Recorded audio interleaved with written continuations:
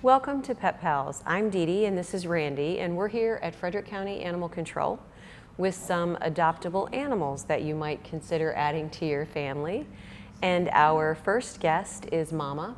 Mama is a gray tabby, about 3 years old, and she was owned for about 8 months by a family who brought her to us because they are going to California and they have 3 dogs and they have some other cats, and they couldn't add another one to their family permanently. She is, because they found her stray, her history is unknown to us, but for the last 8 months, she was a good girl in their home, got along with their dogs and cats. And if you get a chance to see her front feet, which she may or may not offer, she has extra toes. And this is a trait that cats inherit at a significant rate. It's called being polydactyl, just the Latin term for extra toes. And it has been associated with the Hemingway cats in Key West. A high number of those cats have extra toes. So it's something that's cute and people are interested in. It doesn't change their personality or anything like that. Some people say it makes it easy for them to catch prey. But because she's been an indoor cat for the last 8 months, we don't even know if she is a mouser. So if you are interested in providing a home for Mama, then please come by and meet her and see what you think. We are back with Nellie, and Nellie is a gray domestic short hair, and she looks somewhat like a purebred cat called a Korat. She is not that, but a lot of people like the look of that, and they are looking for a cat that has the silver gray blue color in solid, so she might appeal to someone who likes those types of cats. She's quite lovely. She is between 2 and 3 years old, and she was in our foster program because she came to us with 4 little kittens. She was a good mom, and now she needs a home because her kittens have all been spoken for. And one of the great things about our foster program is that it allows cats that have kittens that are friendly and social to raise their kittens before adoption so that they can wean them normally, and the kittens can grow up with each other, learn how to be social with other cats, and helps them be better pets. We also learn a lot about them. Get them litter trained, find out if they're nervous or outgoing, find out what kind of foods they like. So whenever someone adopts kittens from our foster program, it's as if it was an owned cat because we have the foster family as the previous owner to tell us all about them. If you think that Nellie might make a good match for you or someone that you know, please let us know. You can either come to the shelter and meet her, you can send a friend to 1832 Rosemont, or you can get her picture off of Pet Finder and share it. Our next guest is Snickerdoodles, and she is a domestic medium hair, just means she's a little more fluffy than a domestic short hair. And she is a combination of tortoiseshell and tabby, which we call Torby. And she's a very, very pretty cat. She's about 3 years old, and the owners who brought her to us had her for her whole life. They found her on the porch when she was a baby kitten, and they could not keep her because they have lost their home. And a lot of times when people give up their pets because they say they're moving, a lot of us that would keep our pets no matter what have the reaction of, I would never move and leave my pet behind. But when we question people about what they mean by moving, what they mean is that they've lost their home, they're moving in with family that already has a number of pets, and either the pets don't get along or they're a financial burden. So it's not as common as you might think for people to part with their pets simply to move to a new place, although that does happen. It is more frequently the case that the reason that they're moving is financial hardship, and it does mean that they can't retain their pet. So the shelter takes them in. In fact, right now we have about 28 cats, I believe that is the case. Many are kittens, And we have 10 dogs, which is great for us because that's not very many, but all of those 10 dogs are not spoken for, and you'll meet a few of them in a little bit. So if you think that snickerdoodles might make a nice match for you or someone that you know, please let us know. We are back with Callie, and Callie is a Duluth tortoiseshell domestic short hair. She is about 8 years old. She was owned for her whole life by a family that had dogs and is also moving. No, she's shy. She doesn't want to see anything. A family, so she's used to dogs, and she's been in a family. And sometimes that is exactly what's harder for cats. Stray cats that come here have to adjust to confinement, but once they find out that there's climate control and several meals a day and attention from kind people, they really warm up to us. But it is not as easy for a cat who's lived in her entire home, in her entire life in a home, and then has to come here and stay. That's a little different experience. So, she's shaking. oh, Randy says she's trembling. So she is our shy girl of the day. And obviously she's gonna need somebody to be patient with her when they introduce her to a new home, which we'll talk to you all about how to do that. Sometimes people say to us that they feel bad for cats that have to stay in a cage, and that's quite understandable because humans wouldn't like it. But what cats prefer when they're in a new place is a small space they can control. So it does have a reassuring factor. I'm not belittling the fact that it's a cage and not ideal, and we want them to get into homes. But for the sake of the cat's well-being, they do like to have 4 walls behind them that they can't have anyone sneak up on them and feel secure. As you can see, Callie is creating her own cage on Randy's lap. So she does not have to see the camera. She does not have to know about this strange room, and doesn't have to experience too much of this change. And when Randy brought her onto the set, he did say that she really didn't want to come out of the cage. She was fine with him petting her and interacting with her, but she didn't want to go someplace else. And I can certainly understand that. 8 years in a home, and then she ended up here. So she's probably a little reluctant to go someplace new right now because it can be a big change. Let's give him a big shot of your face. Yeah, Randy's going to help you see her beautiful face before she goes back to her own private room where she likes to be, where she knows how things are going to turn out. Our last feline guest is Sting, and Sting is a beautiful black and white cat. He came to us as a lost cat. We know that he's someone's pet though, because he is already neutered, super friendly with people. And this is a common occurrence. Of the dogs that we get at the shelter, 70% are reclaimed if they come into us lost.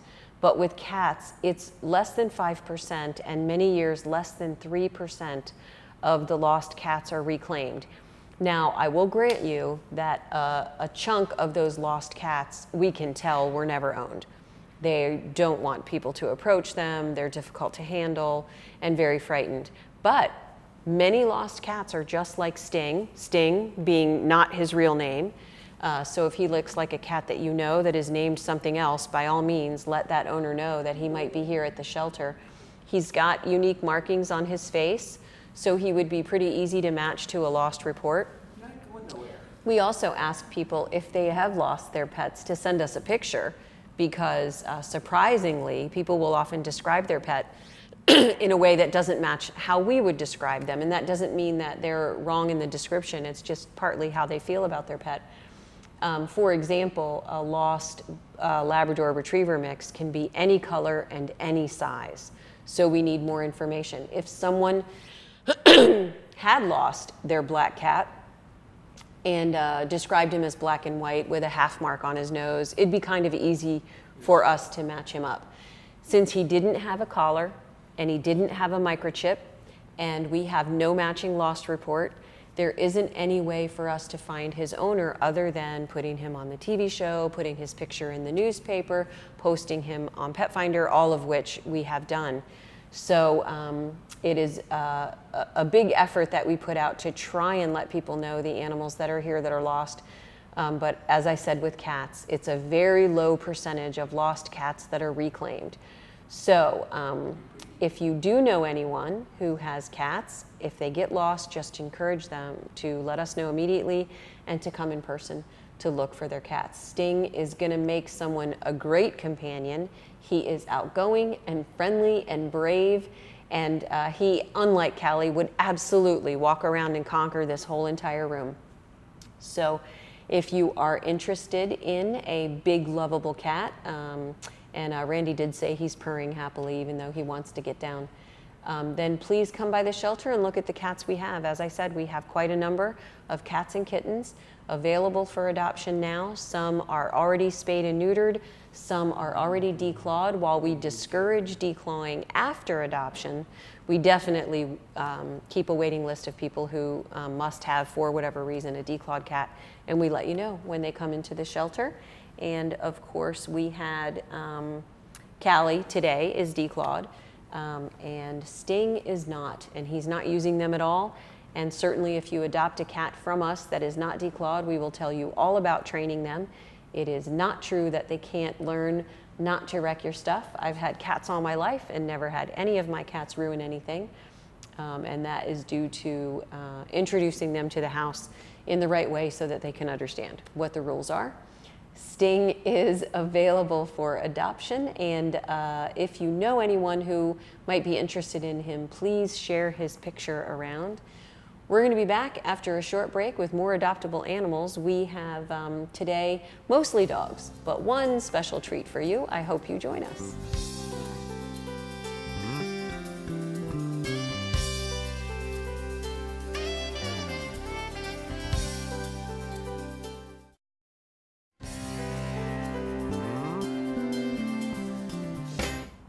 Welcome back. Thanks for joining us. And as I said before the break, we were going to have a special treat that was not a dog, and her name is Tessa.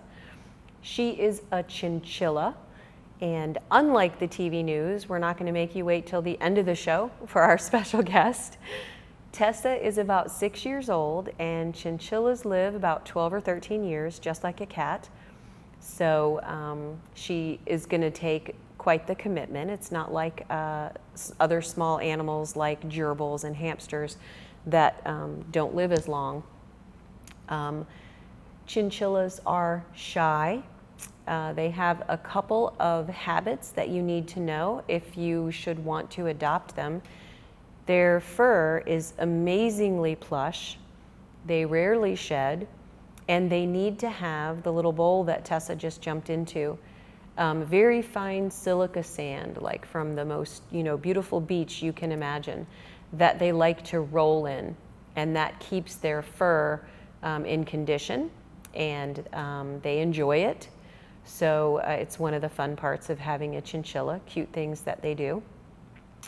They most of them can drink out of a water bottle without being trained, but if you get a new chinchilla and you want to just have them use a water bottle, which is nice because they can't spill it and it stays clean, you can make sure that they're able to use it by hanging the water bottle over a bowl of water until you're sure that they can use it. But most chinchillas can figure out the water bottle pretty quickly. If you are interested in getting a chinchilla, then I encourage you to contact Small Angels Animal Rescue, and they will tell you all about what a chinchilla needs to be happiest. They have, their back legs are considerably more powerful and longer than their front legs, kind of like a kangaroo. So you need to know they're not very good climbers, but they are good jumpers. So they need to have a cage that is set up for their mobility. They're very shy, as I said. So you have to be very gentle with chinchillas. And one of the reasons that we didn't have Randy hold her on his lap is that she doesn't know him, she doesn't know me. So that would be really frightening for her. A lot of prey animals are very likely to scratch and try to get away if strangers try to hold them. And obviously you can understand that would be very smart and normal for an animal that is likely to be eaten by big animals to do. And I don't know if you just saw, but when she just shook, the dust that came off of her is the sand that we provide for her to keep her coat in condition. So Just something to know about chinchillas, and it's a unique animal. Some people like to have pets simply because they are unique, and what I would caution you about that is just make sure it's a match to your lifestyle. It's great if you want to have a unique pet and you are a good match to that pet, but it also can be trying on your schedule and finances if you get a pet that does not match your lifestyle. So while Tessa is being super cute, I will let you take a look at her beautiful dark eyes and her big ears so that you can fall in love with her and think about getting a chinchilla. And remember, do contact Small Angels and check out information with a small animal vet, what they need, because if she's a good match for you, then we would love to get her out of the shelter. We are back with Princess, and Princess is somebody's dream come true. She is a 1-year-old purebred St. Bernard who is good with kids, good with barn cats, and just spectacular temperament. She is not shy. She is friendly with everyone. Obviously, she's a giant dog, so she is going to need to have training because she's so young. Charlotte, one of our animal caretakers, was able to groom her for a long period of time and said she was just great. She had some mats back here. All this fur is going to grow in long and fluffy. And behind her ears that Charlotte removed, she put up no fight at all. In fact, the complaint would have been that she was too interested in it, you know, licking the scissors and licking Charlotte. And she is a lovely, lovely dog. Now, the reason that she was given up was not her size, which, of course, if someone buys a St. Bernard puppy, rarely do they give them up because they get big. They're aware that that's going to happen. But the reason that they gave her up is because due to her puppy behavior of running around and jumping on people, they chained her up outside. Now, that seems like a good solution for the short term as long as you're going to work on training. But what happened was they did not work on training, and so what Princess has learned to do is the minute you unhook her leash or chain, she runs around you and will not let you grab her collar. So it's understandable. She doesn't want to get chained back up. So the minute you take off her leash or chain, it's not that she takes off and goes to, you know, town, but it is that she won't let you get your hands on her collar. So Randy had a little bit of a time of it trying to get her out of a 6-foot pen. And you can imagine it shouldn't be hard to get her out of a 6-foot anything since she's almost 6 feet long. But she knows not to let someone grab her collar because they might chain her back up. So what I am going to recommend for this beautiful girl is that she specifically be trained to let you grab her collar and release her for a treat. And then that problem is going to be solved. And as you can see, she is a love bug. She likes everyone. And because she's a year old, she's still a puppy, even though she's in a grown-up dog's body. So if you have been wanting a St. Bernard, we do have some people on the St. Bernard wish list, and we've already called them, and we're going to see if they come in and think that she's a good match. But if so, then she'll be adopted by someone who has always wanted one. And as you can see, her temperament is such that if you give her direction, that's what she wants. She wants to know what to do. She just has not had the chance to do anything but live on the end of a chain. And just to pull at your heartstrings, yes, she did sleep outside on the end of that chain every single night. So she needs somebody who can train her so that she can come in and be with the people she loves so much, which right now is everyone. Hooch has been on the TV show before.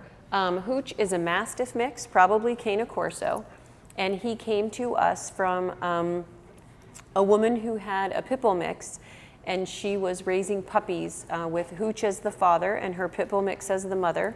She had Hooch for about 8 months, and he belonged to a friend of hers who moved away, and she did not want to keep him long term, so she brought him to us. And you've all, if you've seen the show, heard that story before. But the reason I'm putting him on the show again is because, well, number one, he's still here after 3 weeks, and that's kind of long for a dog. They usually don't stay here that long. And the second reason is because he was in the newspaper, in the 4th of July newspaper, as our spokesmodel for what to do when a dog gets overheated. He didn't have any problem with the weather because we have air conditioning and fans in here, but we used him as a model to show what you could do if your dog got overheated during the heat wave. And that includes putting cold water on a towel and draping that over the dog. You can also put alcohol, small amounts of alcohol on a cotton ball and put that in between their toes.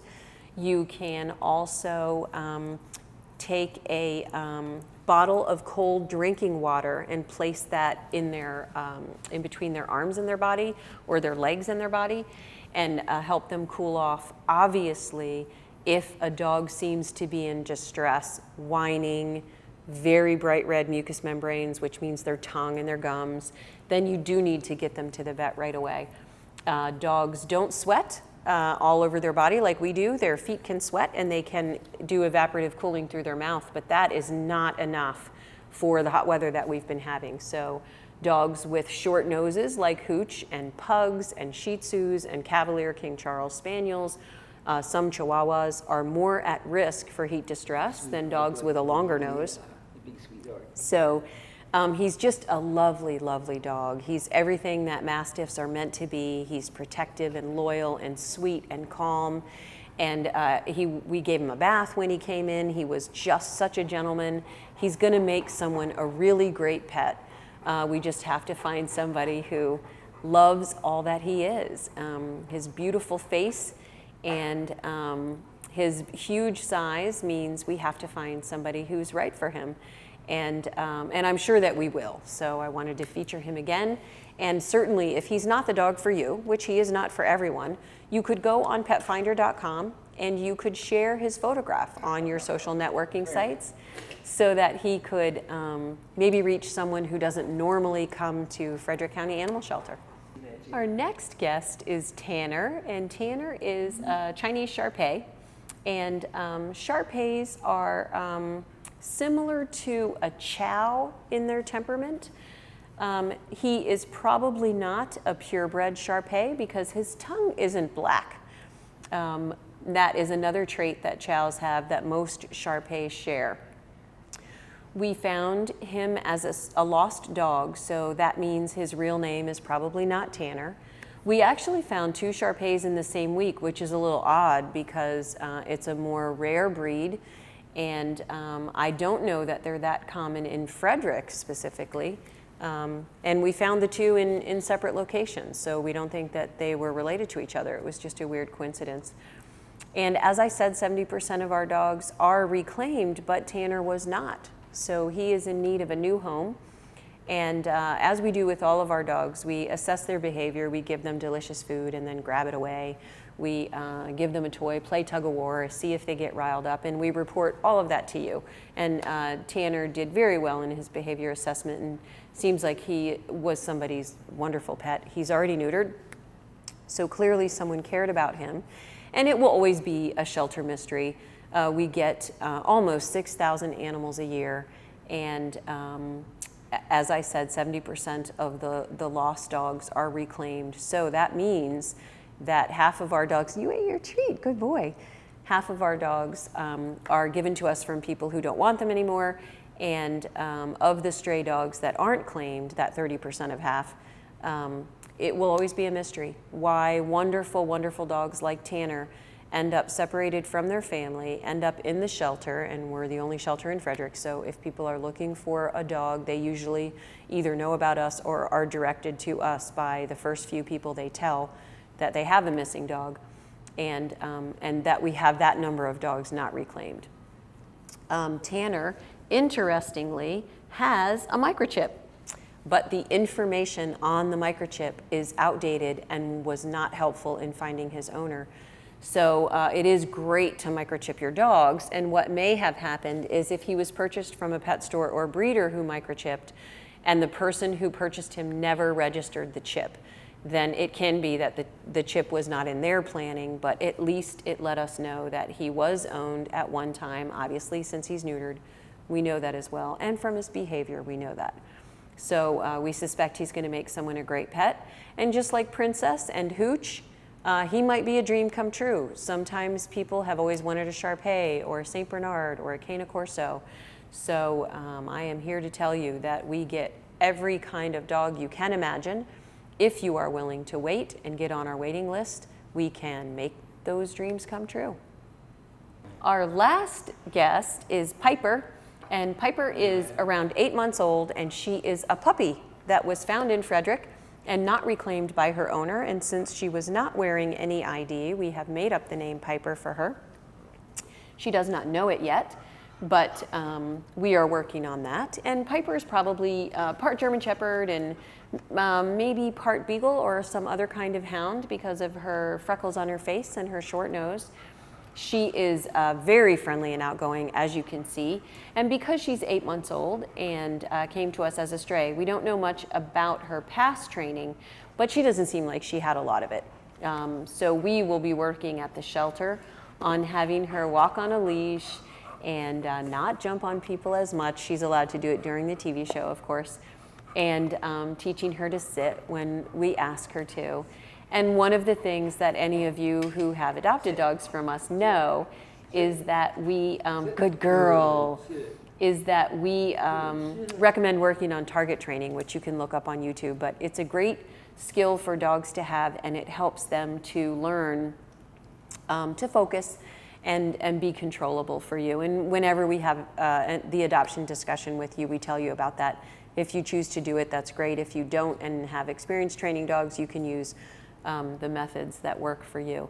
But target training has helped me a lot with my dogs, and it is a positively reinforced behavior that comes in very handy. So Piper is available for adoption in the shelter and is doing great here. And as we do with all puppies, we take 4 applications.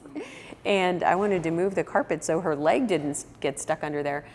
We take 4 applications for all puppies and then choose the best match, because despite all that we do to match dogs and people, some of our puppies get returned, and it's for the reasons that you might imagine: energy level, chewing things, house training. So we try to go over all of that with you before you take her home, take any dog home, so that you will be prepared. And there is a buyer's remorse with puppies. When you take a puppy home, probably about 3 weeks after you get home or get used to having your puppy, you're gonna say, what have I done to my life? But I promise you, about 6 months to a year later, you will be saying, this is the smartest thing I have ever done for my life. It just does take getting through that shock after about a month of having your puppy, where you look back and realize that the dog has not seamlessly integrated herself into your life, although sometimes that does happen, and maybe has broken something or has done something that you disapprove of. But once you have the dog in your life for enough time for her to get to know you and know what you expect, then dogs are man's best friend. So if you think that Piper or any of the animals that you have seen on the show today would make a good match for you, come on down, meet them, see if it's true. But if you aren't in a position to adopt at this time, which we totally understand, maybe you already have, maybe you can't have a pet right now, then please consider sharing their picture around, or at the bottom of your screen, you'll see a link to this episode of Pet Pals that you can also share. It really does help us to get the word out that the animal shelter on Rosemont Avenue is here, that we are the only place where stray animals are brought by people who want to get them back to their owner. And also, if you already have a pet and you're having difficulties, let us know, because we have people here who handle animals from Piper to Hooch to the chinchillas to huge birds. We will be able to find somebody who knows something about your pet's behavior and can help you make it better so that you can keep the pet that you have. If for any reason that's not going to work for you, please call us with as much notice as possible, because there are rescue groups and no-kill shelters that you may be able to get into. They usually have a waiting list. Thanks for joining us, and I hope we see you next time.